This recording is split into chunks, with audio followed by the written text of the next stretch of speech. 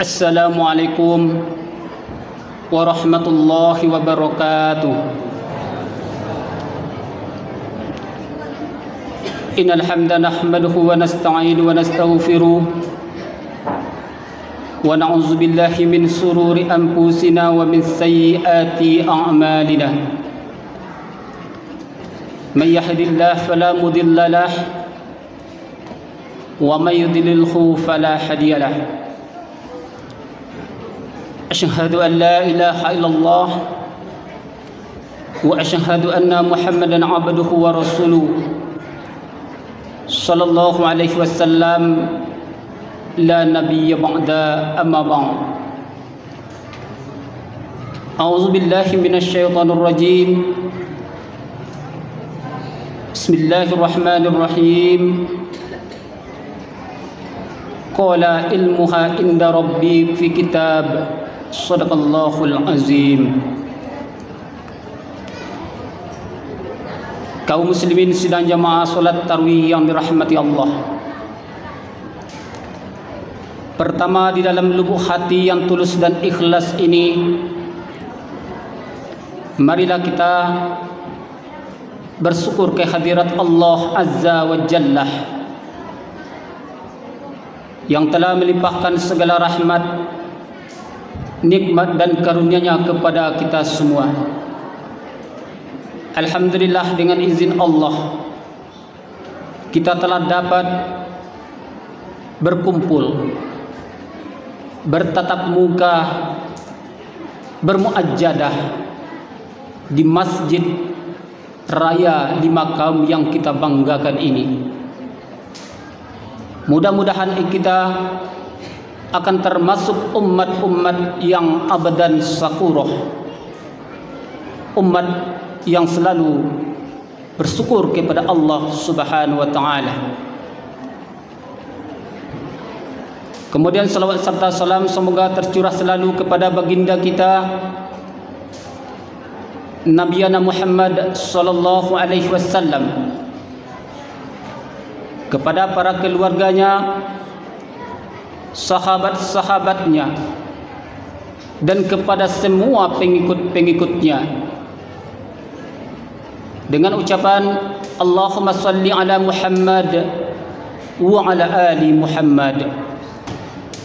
Assalamu alayka ya Rasulullah, assalamu alayka ya Habibullah. Yang kita hormati Bapak Abu Imam Masjid yang kita cintai, yang kita hormati Bapak dan Ibu jajaran pengurus Masjid Raya Lima Kaum, yang kita hormati angku-angku nenek mama cadik pandai dalam nagari suluh nan indak namu padam.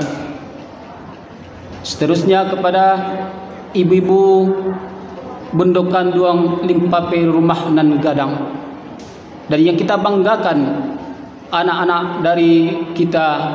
Seorang pujangga Islam telah sampaikan dalam syairnya, inna fi yadi subani amrul ummati wa fi aqdamihim hayatuha. Di tangan pemuda hidup suatu bangsa, di kaki pemuda hidup suatu bangsa. Umumnya kaum muslimin dan kaum muslimat sidang jamaah tarawih yang dirahmati Allah. Di dalam kesempatan ini Al-Fakir akan sampaikan judul tausiah kita pada malam hari ini. 4 golongan manusia yang selalu dirindukan surga. Rasulullah sallallahu alaihi wasallam telah sampaikan dalam hadisnya, al-jannatu mustaqatun ila arba'atin nafarin, tilawatil Qur'an, wa hafizil linnasi, wa mutmi'il ji'ana, wa sha'imina fi sahri Ramadan. 4 macam surga yang rindu kepada manusia. Yang pertama adalah orang-orang yang suka membaca tilawatil Quran. Rasulullah sallallahu alaihi wasallam telah sampaikan dalam hadisnya, "Alaika bitilawatil Quran, fa innurul laka fil ardi wazuhrul laka fis sama." Hendaklah engkau membaca Al-Quran, sebab Al-Quran adalah cahayamu di bumi dan merupakan simpananmu di atas langit. Jadi Al-Quran yang selalu kita baca, itu akan menjadi penerangan di atas dunia ko, dan merupakan tabungan kita di atas langit. Di dalam hadis lain Rasulullah telah sampaikan, "Iqra'ul Qur'ana wa'lamu wa la tajfu anhu bihi wa la taqulu bihi wa la tastaqsiru bihi." Bacalah Al-Quran, beramallah kamu menurut Al-Quran. Al-Quran jangan kita biarkan begitu saja di atas rumah kita. Artinya Al-Quran yang ada di atas rumah kita harus kita baca. Jangan Al-Quran kita boleh mau-mau kemudian kita pajang dalam almari, dalam etalase, itu tidak akan bermanfaat. Bacalah Al-Quran. Kok dapat ibu dan bapak yang dimuliakan Allah Subhanahu wa taala, kita rutinkan membaca Al-Quran. Biarlah si kita saketek membaca Al-Quran, kok bisa kita rutinkan. Di dalam kitab La'alli Masnunah telah dijelaskan, ketika kita meninggal dunia, lah berada kita di alam kubur nantinya. Di situ ada sesuatu manusia yang indah, manusia yang ganteng, sehingga malaikat heran bertanya kepada manusia yang indah itu, "Wahai manusia yang indah, mengapa engkau berada di sisi si mayat itu?" Lantas manusia yang indah berkata, "Wahai malaikat, kalau malaikat ingin siksa, pukul, cambut, saya tidak rela." Artinya Al-Quran akan berbicara setelah kita berada di alam kubur nantinya. "Saya tidak rela engkau pukul. Saya adalah Al-Quran yang sering ia baca." Jadi bapak dan ibu yang dimuliakan Allah Subhanahu wa taala, kalau kita lata biasa untuk membaca Al-Quran, mungkin sesudah salat maghrib, sesudah salat subuh, kalau alun menyentuh Al-Quran, rasa-rasa ada kekurangan dalam hidup kita. Kalau lata biasa membaca Al-Quran, apalagi bapak dan ibu yang dimuliakan Allah, membaca Al-Quran sebelum terbitnya fajar. Jadi manusia-manusia yang selalu surga itu nanti adalah orang-orang yang suka membaca Al-Quran. Yang kedua, manusia yang sangat diharap-harapkan surga, yang surga itu rindu kepada adalah wahafizil linnasi, orang-orang yang menjaga lisannya.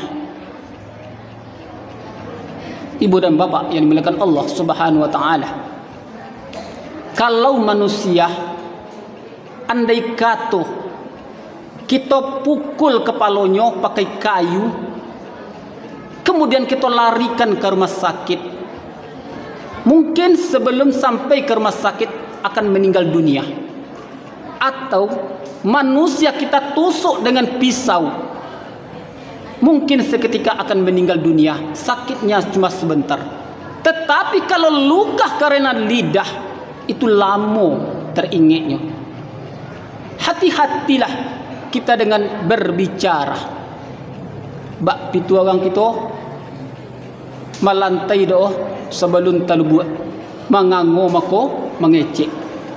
Hati-hati dengan lidah. Kita badake-doke tetangga satu jorong bisa berjauhan gara-gara lidah. Jadi orang-orang yang suka menjaga lisannya, inilah orang-orang yang sangat rindu surga untuk menantinya. Yang kedua, yang ketiga, wa mutmi'il ji'ina, orang-orang yang suka bersedekah, memberi.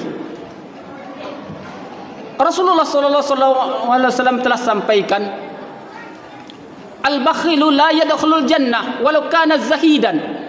Orang-orang yang kikir itu tidak akan masuk surga meskipun dia seorang zahid.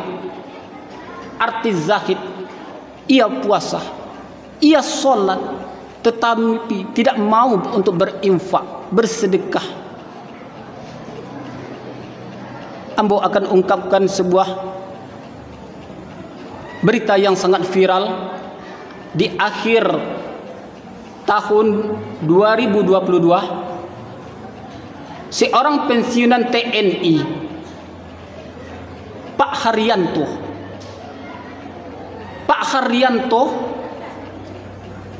setelah menerima SK pensiun dari tahun 2002, ia melakukan perubahan besar. Apa yang dilakukan Pak Haryanto? Pertama-tama dibolilah semacam outlet untuk menambang. Dengan kegigihannya, Pak Haryanto sampai memiliki 5 outlet. Kemudian Pak Haryanto ingin merubah nasibnya. Dibolilah bus AKBP. Trayeknya Jawa Barat, Jawa Timur. Di akhir tahun 2022, Pak Haryanto sudah memiliki sebanyak 300 bus. Memiliki karyawan 2.000 orang. Anak yatim yang dibantu setiap hari sebanyak 31 orang. Itu anak-anak yatim yang ia tolong. Apa yang dilakukan Pak Haryanto? Pertama, setelah menerima SK pensiun, Pak Haryanto melakukan solat pada awal waktunya. Mungkin selama dinas belum tepat waktu. Setelah pensiun, solat tepat pada waktunya. Bukankah Rasulullah SAW telah sampaikan, as-salatu liwaqtiha, solatlah engkau pada waktunya. Yang kedua, apa yang dilakukan Pak Haryanto? Semakin bertambah rezekinya, semakin mengalir rezekinya, semakin banyak untuk bersedekah. Allah telah sampaikan, wa mallahu yudha'ifu liman yasha, Allah akan melipat gandakan apa-apa yang kita berikan. Pak Haryanto dapat kita ambil pelajaran. Kita bisa lihat filosofi sumur. Air sumur, semakin kita ambil, airnya semakin bersih. Air sumur, semakin kita memberi, semakin bertambah. Air sumur, seandainya tak kita ambil air sumur, air kan segitu-gitu jadinya, tak akan bertambah, bahkan menimbulkan penyakit. Jadi ambillah filosofi dari air sumur. Semakin memberi, Allah semakin melipat gandakan. Kemudian yang keempat adalah orang-orang yang sangat dinantikan surga adalah orang-orang yang mau berpuasa pada bulan Ramadan. Lah nampak permulaan bulan Ramadan, malaikat berkata, untunglah bagi umat Nabi Muhammad SAW. Mereka mempunyai bulan kehormatan. Kemudian bulan, bintang, burung-burung yang ada di udara, ikan-ikan yang ada dalam lautan seraya berkata, untung bagi umat Nabi Muhammad SAW. Mereka mempunyai bulan kehormatan, bulan suci Ramadan. ketika Rasulullah sallallahu alaihi wasallam sedang lolok, datang dua orang pemuda. Pemuda kok ingin mengajak Rasulullah untuk menaiki gunung. Lah sampai Rasulullah di kaki gunung, Rasulullah sampaikan kepada pemuda nan berdua, wahai pemuda, ambo dak kuat, ambo dak sanggup untuk mendaki gunung. Kemudian sang pemuda sampaikan kepada Rasulullah, wahai ya Rasulullah, kami akan menolong engkau wahai ya Rasulullah. Lah berjalan Rasulullah, lah tiba Rasulullah sallallahu alaihi wasallam di atas gunung. Kemudian di situ Rasulullah mencolek sekelompok umat manusia yang sedang diazab oleh Allah, digantung manusia tu kate pakai bosinan sangat tajam. Menangis-nangilah manusia ko, bahkan mengeluarkan air mata darah. Rasulullah bertanya kepada sang pemuda tadi, wahai pemuda, ba'ade model itu bana azab Allah timpakan kepada manusia yang model itu. Lantas si pemuda menjawab, allazina yuttiruna qablata tahillati saumihim. Itu balasan bagi orang-orang yang tidak mau berpuasa pada bulan Ramadan. Begitu saking beratnya azab Allah timpakan kepada orang-orang yang tidak mau berpuasa pada bulan Ramadan. Bapak dan Ibu yang dimuliakan Allah Subhanahu wa taala, anggaplah Ramadan kini Ramadan yang terakhir bagi kita.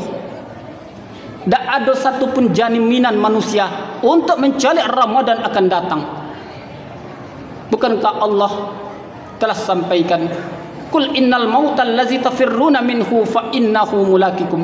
Andai kata manusia itu lari daripada kematian, yang kematian pasti akan kita temui. Huwallazi khalaqakum min tinin summa qada ajalah. Allah telah menetapkan ajal manusia. Perbanyak amal-amal ibadah kita kepada Allah Subhanahu wa taala. Perbanyaklah solat tahajud kita. Padilah orang-orang mendirikan solat tahajud pada bulan Ramadan.